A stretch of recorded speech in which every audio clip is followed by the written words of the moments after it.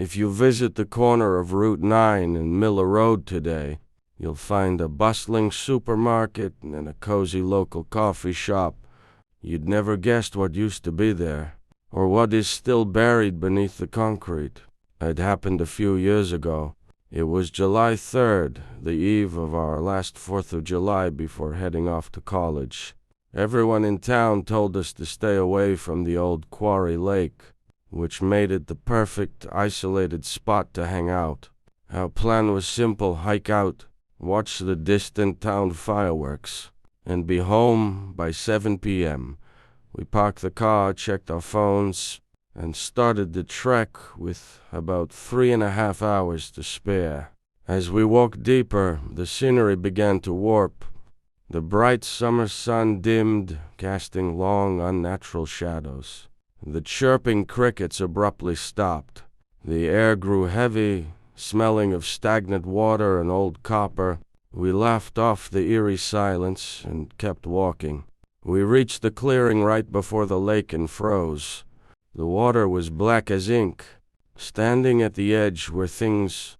They didn't fit into any lore. They weren't Bigfoot or aliens. They were tall, impossibly thin, with pale, hairless skin that glistened like wet rubber. Their limbs bent at angles that defied human anatomy. They hovered over the water, making a low, rhythmic clicking sound. I hadn't noticed this yet. Quietly at first, then in a full-on desperate sprint we turned and fled. By the time we burst out of the trees and slammed into the car, we were entirely out of breath. I glanced at the dashboard clock, expecting it to be around 6:30 p.m. The clock read 1 a.m. 6 hours had vanished into thin air. We had no memory of the afternoon turning into night. Panic hit a fever pitch. My friend jammed the key into the ignition. Click, nothing. He tried again.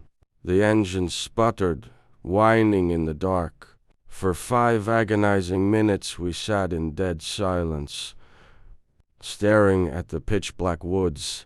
Finally the engine roared to life.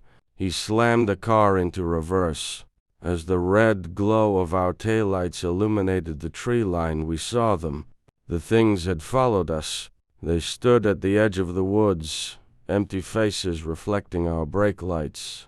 As we sped down the dirt road, they kept pace, moving with an eerie, gliding speed until we finally hit the bright lights of the main highway. We all got home safely, but the silence between us became permanent. We never spoke about it again. To this day I have no idea what we saw, or what those things did to us during those missing 6 hours. The lake was drained and filled in a year later to build the shopping center.